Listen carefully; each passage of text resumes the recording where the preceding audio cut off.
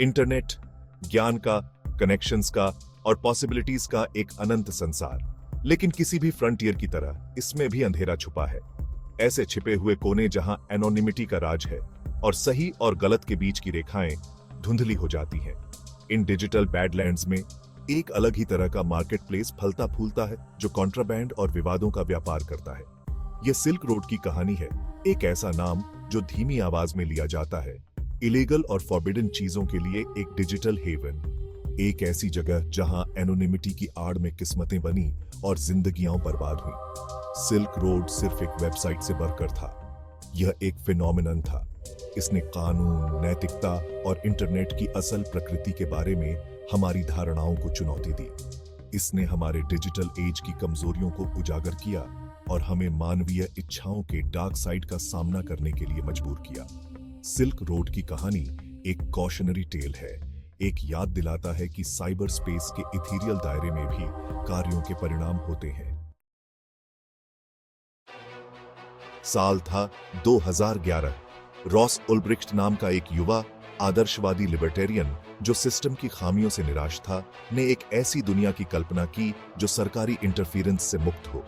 एक ऐसी दुनिया जहां व्यक्ति बिना किसी जजमेंट या रेगुलेशन के एनोनिमसली स्वतंत्र रूप से व्यापार कर सके।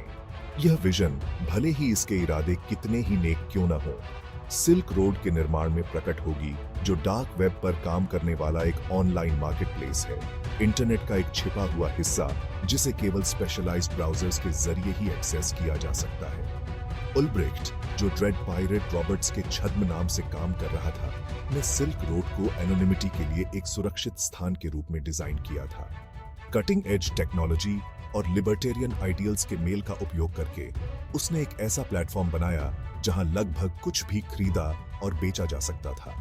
ड्रग्स, वेपन्स, चोरी किए गए डेटा, अगर यह इलीगल या खतरनाक था तो सिल्क रोड ही वह जगह थी जहां यह मिलता था। यह साइट जल्दी ही मशहूर हो गई और थ्रिल सीकर्स, क्रिमिनल्स और आम लोगों को आकर्षित करने लगी जो ऐसे प्रोडक्ट्स और सर्विसेज की तलाश में थे जो कहीं और उपलब्ध नहीं थे।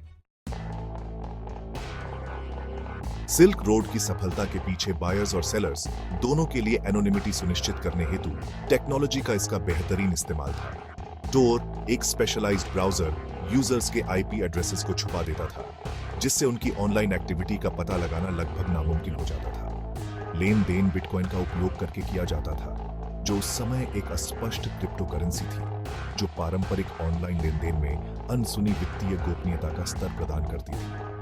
टोर और बिटकॉइन के इस शक्तिशाली संयोजन ने एनोनिमिटी का एक अभेद्य किला बना दिया, जो सिल्क रोड के यूजर्स को ताक झांक करने वाली नजरों से बचाता था।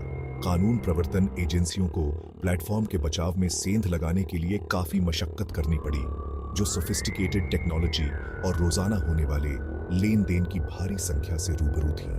कुछ समय के लिए सिल्क रोड अछूत लग रहा था, एक डिजिटल वाइल्ड वेस्ट जहां कुछ भी चलता था।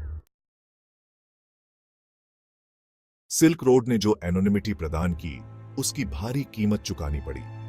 कानून प्रवर्तन की जांच और पारंपरिक नैतिकता की बाधाओं से मुक्त यह प्लेटफॉर्म आपराधिक गतिविधियों के लिए एक ब्रीडिंग ग्राउंड बन गया।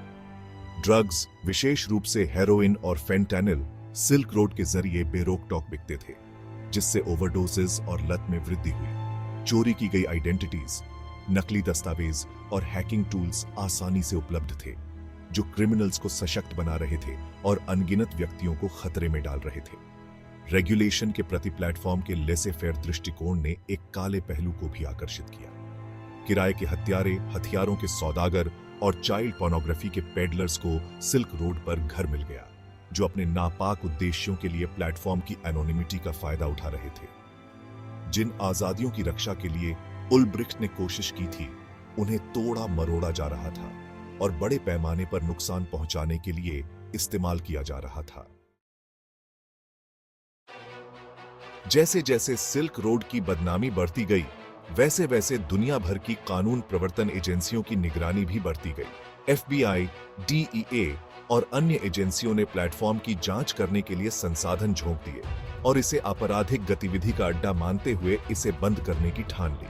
अंडरकवर एजेंट्स ने साइट में घुसपैठ की, खुद को बायर्स और सेलर्स के रूप में पेश किया ताकि सबूत इकट्ठा किए जा सके।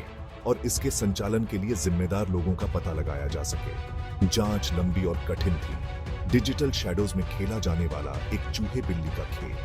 लेकिन धीरे धीरे क्रमबद्ध तरीके से उल्ब्रिक्ट और उसके साम्राज्य पर जाल कसता गया। लापरवाह गलतियां, छूटे हुए डिजिटल फुटप्रिंट्स और कानून प्रवर्तन एजेंटों के अथक प्रयासों ने सिल्क रोड के बचाव को ध्वस्त कर दिया। जब अंत आया तो यह तेज और निर्णायक था।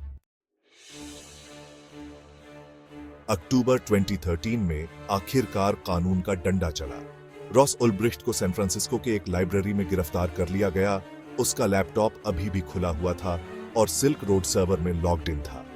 इस गिरफ्तारी से पूरे डार्क वेब में हलचल मच गई और उस एनोनिमिटी के भ्रम को चकनाचूर कर दिया जिसने प्लेटफॉर्म को व्याप्त कर रखा था। डिजिटल किले को भेद दिया गया था और इसके मास्टरमाइंड को पकड़ लिया गया था।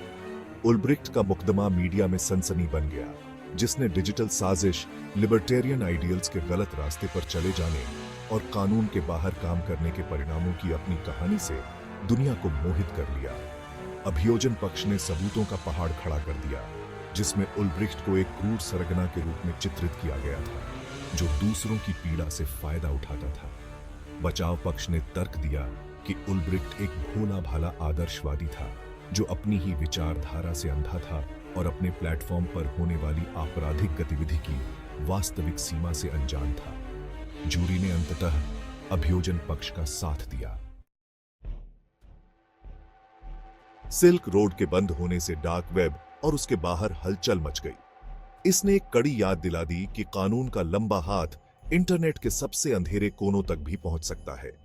इस मामले ने ऑनलाइन प्राइवेसी, सरकारी निगरानी और आपराधिक गतिविधि को सुविधाजनक बनाने में टेक्नोलॉजी की भूमिका के बारे में भी तीखी बहस छेड़ दी। सिल्क रोड को बंद करने से ऑनलाइन इलीगल सामानों और सर्विसेज की मांग पर कोई खास असर नहीं पड़ा। नए डार्क वेब मार्केटप्लेसेस, जो अक्सर सिल्क रोड की तरह ही थे, इस कमी को पूरा करने के लिए उभरे, जो ऑनलाइन आपराधिक दुनिया की क्षमता और अनुकूलनशीलता को दर्शाते हैं। कानून प्रवर्तन और कानून के बाहर काम करने के इच्छुक लोगों के बीच चूहे बिल्ली का खेल जारी रहा, जो लगातार विकसित हो रहे डिजिटल परिदृश्य द्वारा पेश की जाने वाली चुनौतियों की याद दिलाता है। सिल्क रोड की विरासत जटिल और बहुआयामी है। इसने हमारे डिजिटल एज की कमजोरियों को उजागर किया और ऑनलाइन आजादी को कानून और व्यवस्था की जरूरत के साथ संतुलित करने की चुनौतियों पर प्रकाश डाला। इसने प्राइवेसी, सिक्योरिटी और उभरती हुई टेक्नोलॉजीज के नैतिक निहितार्थों के बारे में महत्वपूर्ण बातचीत शुरू की। सबसे महत्वपूर्ण बात यह है कि सिल्क रोड ने एक कॉशनरी टेल के रूप में काम किया, एक कड़ी याद दिला दी कि इंटरनेट के सीमिंगली एनोनिमस दायरे में भी कार्यों के परिणाम होते हैं। सिल्क रोड की कहानी मानवीय ज्ञान की स्थायी शक्ति का प्रमाण है, चाहे वह अच्छे के लिए हो या बुरे के लिए। यह एक ऐसी कहानी है जो हमें मोहित करना, हमें डराना और उस डिजिटल दुनिया की हमारी समझ को चुनौती देना जारी रखती है जिसमें हम रहते हैं।